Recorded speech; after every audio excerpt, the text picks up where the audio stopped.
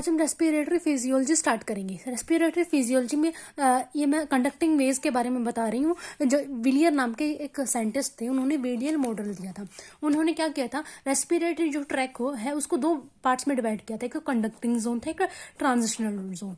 Transitional zone का एक दूसरा नाम है रेस्पिरेटरी जोन। ओके, ये कंडक्टिंग जोन में कौन कौन से आते हैं, trachea, bronchi, bronchioles, terminal bronchioles.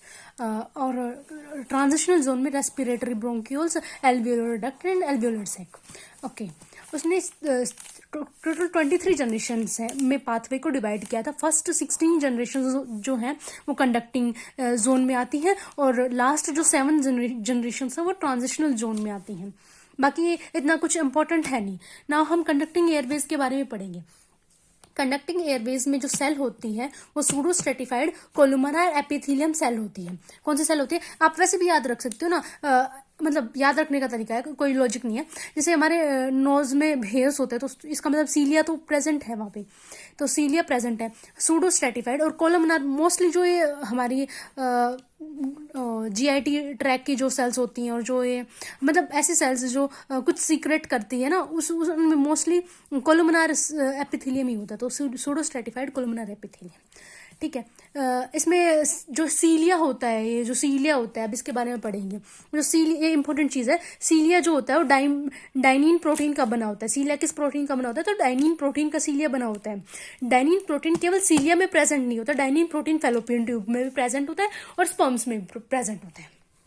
Okay, तो सीलिया का क्या फंक्शन होता है, एक तो ये सीलिया क्या करता है, कोई भी डस्ट पार्टिकल अगर हमारे नोज में एंटर करेगा तो ये सीलिया जो होता है उसको नेजोफेरिंक्स की तरफ भेजता है सारे डस्ट पार्टिकल को।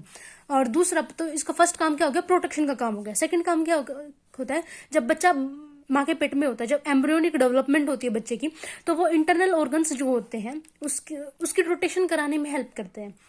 It help in the rotation of internal organs during embryonic development. तो ये दो फंक्शंस हो गए सीलिया के। अब कुछ ऑर्गेनिज्म में क्या होता है, जो ये डाइनिन प्रोटीन है ये एब्सेंट होता है। तो डाइनिन प्रोटीन यदि एब्सेंट होता है तो एक डिजीज होती है कार्टाजिनर सिंड्रोम।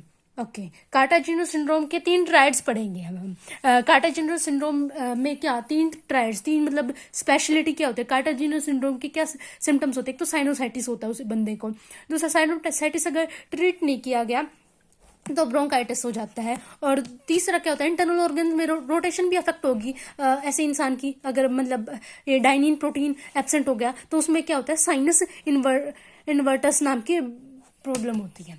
ठीक है, इन तीनों को मिला के कहते हैं classical triad of Kartagener syndrome. Okay, Kartagener syndrome का दूसरा नाम है इमोबाइल सीलिया सिंड्रोम, लेकिन हम MBBS में इसको कार्टाजिनर मतलब मेनली इसको आपके क्वेश्चन पेपर्स में कार्टाजिनर सिंड्रोम नाम से क्वेश्चन आएगा। उसके बाद हाँ, ये मेटाक्रोमिज्म। मेटाक्रोमिज्म क्या होता है, जब सीलिया जो होता है इसकी सिंक्रोनाइज्ड मूवमेंट, सिंक्रोनाइज्ड का मतलब होता है कि साइमल्टेनियसली, यानी कि लगातार इकट्ठी मूवमेंट, सारे के सारे इकट्ठे मूवमेंट करते हैं।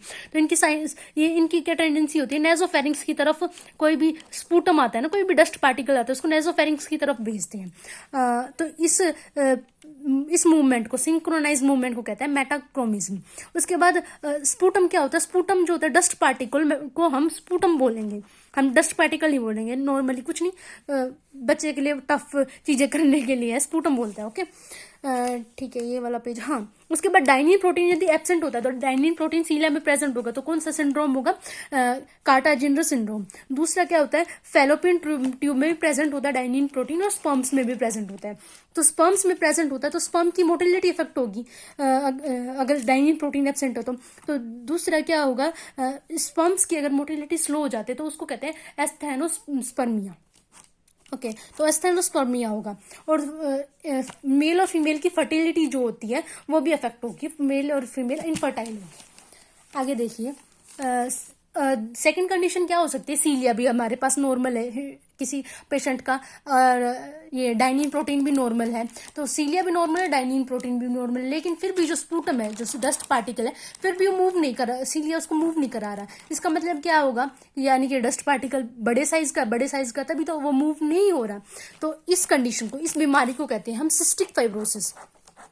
और सिस्टिक फाइब्रोसिस क्यों होता है, क्यों ये स्पूटम इकट्ठा होता जाता है और बड़ा साइज ले लेता है, और फिर भी हमारा सीलियस को मूव नहीं करा रहा, तो ये एक जीन के म्यूटेशन होता है। उस जीन का नाम है CFTR, cystic fibrosis transmembrane gene. तो सिस्टिक फाइब्रोसिस ट्रांसमेम्ब्रेन जीन के म्यूटेशन की वजह से सिस्टिक फाइब्रोसिस होता है।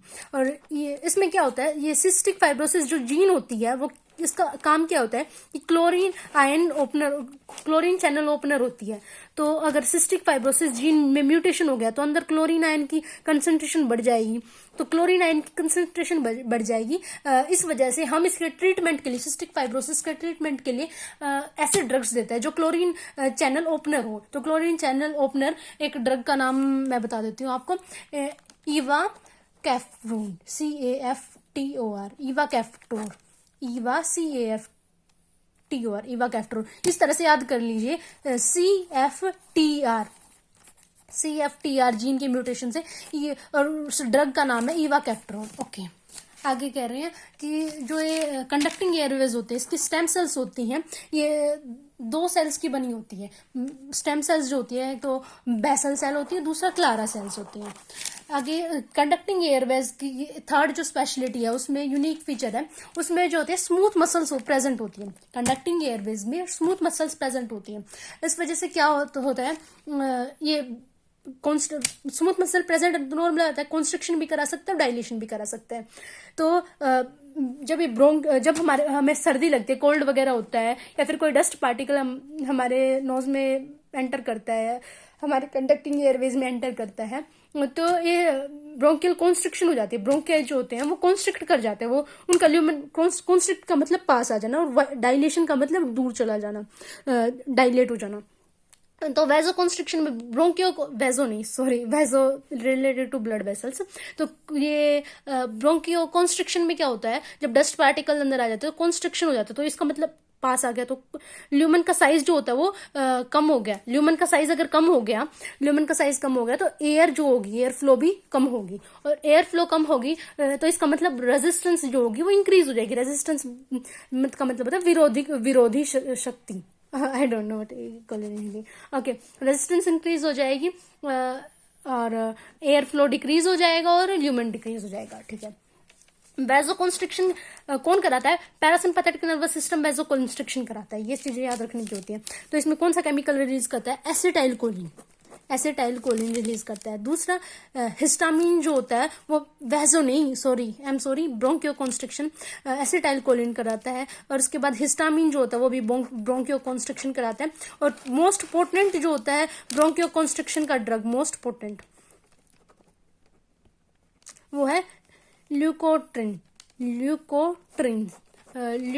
जो होता है वो मोस्ट पोटेंट ब्रोंकियो कॉन्स्ट्रिक्टर होता है। आगे ब्रोंकियो डायलेशन कराता है, सिंपैथेटिक नर्वस सिस्टम कराता है। Okay, sympathetic nervous system bronchodilation कराता है। B2 रिसेप्टर एक्ट करते हैं, B2 रिसेप्टर के एक्शन से होता है। और दूसरा जो नाइट्रिक ऑक्साइड होती है ना, वो भी एक डायलेटर है, यूनिवर्सल डायलेटर है नाइट्रिक ऑक्साइड। तो जो वेजो डायलेशन भी नाइट्रिक ऑक्साइड कराती है, ब्रोंकियो डायलेशन भी नाइट्रिक ऑक्साइड कराती है, यूनिवर्सल डायलेटर होती है ये।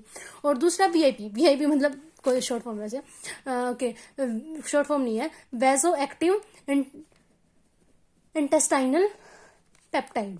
तो एक ये वेजो एक्टिव इंटेस्टाइनल पेप्टाइड, ये भी ब्रोंकियो डायलेशन कराते हैं। Okay guys, this is my first of it.